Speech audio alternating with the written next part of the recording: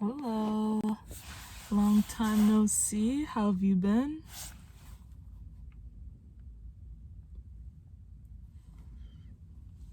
Yikes. Well, I'm glad you're still here. And you know what? I feel that too. I really do. Anyway, so about me, I've been okay. I think I've been actually like 60% good, like solid, like r- ruling the day. Really being like, day, I got you. I'm feeling pretty good. And I've been working a lot. Now I put in my 2 weeks. So my plan for after I put in my 2 weeks was, okay, I'm just gonna work as much as I can, just thug out these next 2 weeks. But physically, I just cannot do that right now. I mean, maybe the last week I'll have opportunities and the capacity to do so, but my hip is like, I don't know, sore, strained, something's wrong. But so now I'm on rest and recovery mode. Yes, I'd like to make money and save up and keep working and feel like I'm continually working towards my goals in that aspect. But on the other hand, I don't want to break down my body and ultimately strain my mind, body, and spirit just for some monies. Because money is everywhere, like literally the most unexpected ways it just shows up. And I'm just like, I don't need to feel like I need to work no matter what just to be okay. But yeah, so 2022 is coming up, and the other day I was looking through my phone.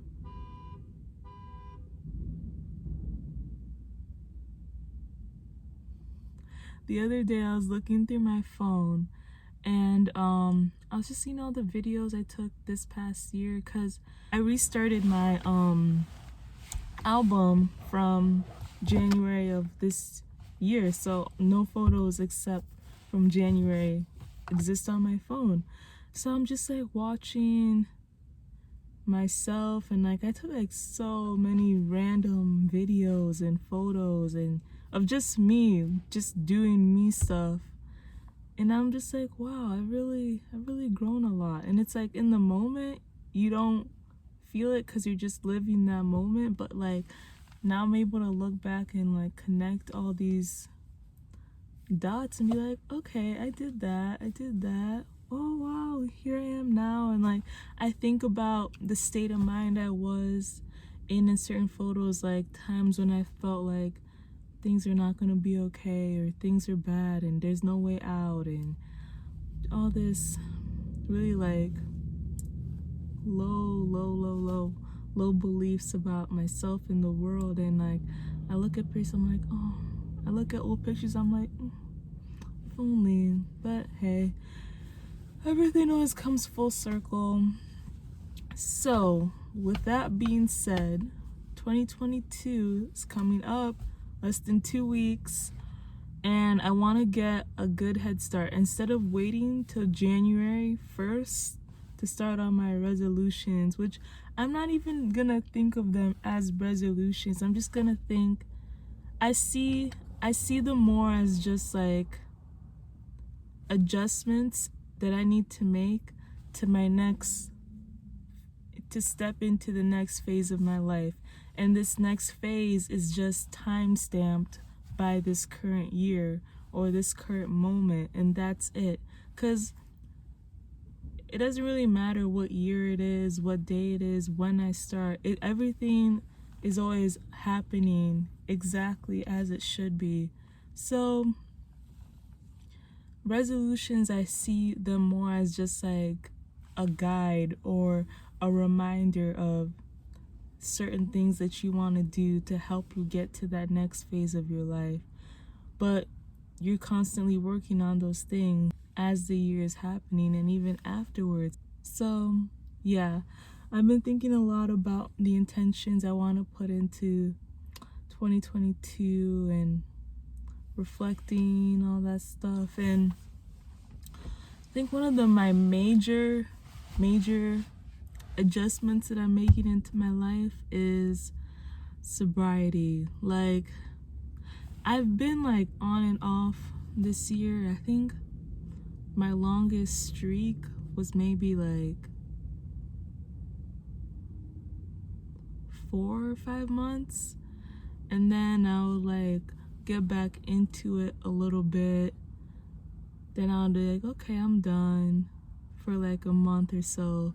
Then I'll get back into it. I noticed I would only really feel good getting back into it when I would feel like very stressed out about personal things, and I'll just be like, I need to like ease. I need to find some type of release, some type of relief. And I'm not like using anything too crazy, but I don't want to go into specifics of my usage. Just know that. But oops, I opened my trunk. So I've decided that I'm going to commit to a full year. I don't know if it's gonna be like a whole forever thing, because there are certain experiences that I do want to have in this lifetime. And on the other hand, I might want those experiences, but those experiences might not be what I need to evolve mentally, physically, and spiritually, or because it can really mess with your psyche if you don't really know like exactly how it's gonna affect connections and whatnot, and what it can trigger given the state of mind you were in before, during, and after, and how those all play together. So yeah, I just want to give myself like a year to detach from any external forms of relief. So when I'm in like stressful experiences or mindsets or negative emotions, I can strengthen the relief I can get from within. Like, so I don't need anyone or anything outside of myself to find that ease in the moment. I don't need to wait till it all passes over and time just adds on and I forget about it. Like, no, I can face whatever I need to face now, raw dog life, and be like, I got this. And I know it's not gonna be easy, but it's not gonna be impossible. So I definitely am excited for this. And then a year from now, I'm gonna look back at this photo and be like, oh, baby Grace a year ago talking about sobriety for the day one. So it's gonna be interesting. Oh, I forgot, there's another thing that I want to talk about. So this fall I've come to a very strong conclusion about people. And one of these conclusions is that rejection is 100% divine protection. Whether you're religious or not, spiritual or not, whatever it is, rejection is protection. Like, I remember when I was in secondary school, I would feel like so rejected by certain people, certain groups, and I'll think to myself, is there something wrong with me? Why am I not being like included? Yada yada yada, all this stuff. And I felt like, in a sense, like my heart was breaking over people that I didn't know and people that wrote me off for a reason. And it's always in hindsight when you're able to look back and be like, oh, actually that was good that I was not involved in that. Like, I was really being protected from a lot of drama and dark energy, which, like, of course there isn't, like, you can't avoid darkness at all times, but sometimes you can avoid like the unnecessary stuff, the stuff that doesn't serve you or help you grow or change or anything like that. And so with this job that I started this year, I noticed it can get very clicky. Like I'm back in secondary school all over again. And I noticed immediately like how the cliques were formed and what's who's who and who's with who and what's with what and stuff like that.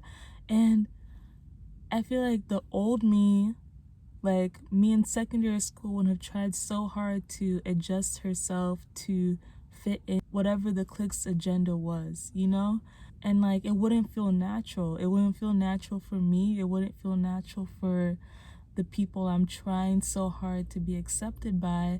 And I would get rejected and I would get so sad about it. And this time it's happening again, but this time I'm not adjusting myself to fit a certain narrative, to feel included, and I'm kind of just like allowing myself to be like, yeah, I guess I'm just not for these people, and that's okay. And at first, I'm not gonna lie, when I felt rejection from certain people, because some people, like, I don't understand it fully yet, but like they're only nice and respectful to people that they already like or that they're attracted to. So if you don't fit those two like requirements, then you're like not even worth anything. Like then like that means that they think that they can treat you in a certain type of way that's like, hello, I'm a human being, you know? And that was what really frustrated me with certain people. And I realized it's like, okay, just because someone rejects me, and that does not mean that they're my enemy. And even if because of their rejection they're going to treat me a certain type of way that's different to those that they are accepting of, that still doesn't make them my enemy. And by like harboring like all this resentment and anger and frustration towards them because they rejected me and they're treating me a certain way because of that rejection, that just gives them more power in this situation and even confirms whatever illusions that they have towards me that are guiding them to reject me. Because it's like, I know me. I know that I'm a very high quality friend. I treat people with genuine respect and kindness at the bare minimum, you know? Unless maybe there were 4 days, there were like, okay, there were 5 days this year I remember that I was not my best self. So if you interacted with me on one of those 5 days, I'm sorry. My main point is, rejection is always protection, because now I've made other connections with people that are still kind of part of certain cliques, but like not really. So then they'll tell me all this stuff that's going on within these cliques and all this drama, and I'm like, what are you serious? Like some of the stuff that's happening behind closed doors, I'm like, huh? And you're all just acting like this is normal, like this is okay, like we're just gonna keep going with this. And I'm like, hello?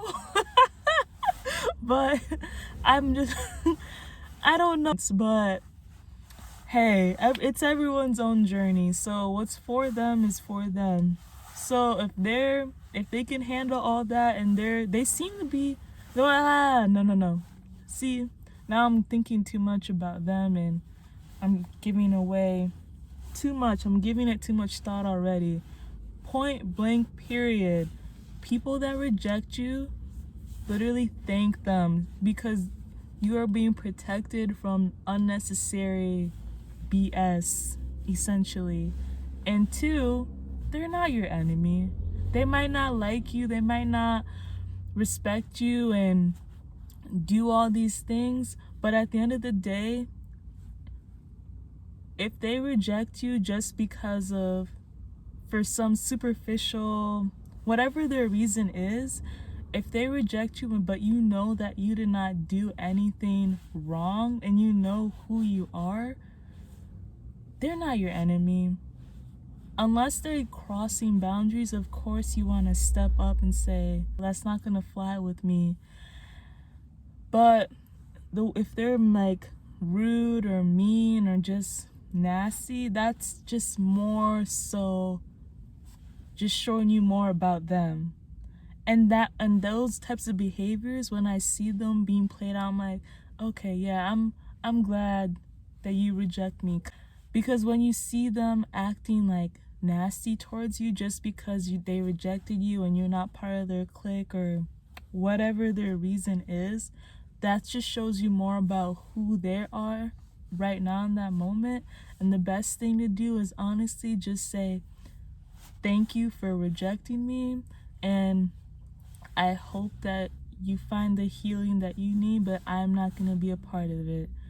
And that's it. And it's uncomfortable sometimes still, but it gets a little easier every day, to be honest. And then at some point, with that continuous practice of just feeling that uncomfortability and just riding it out, at some point you're just like, you really do rise above it. And even when you're in the midst of it, you're still above it. And it's a really good feeling. And it comes with just practice, patience, and compassion for them and for yourself.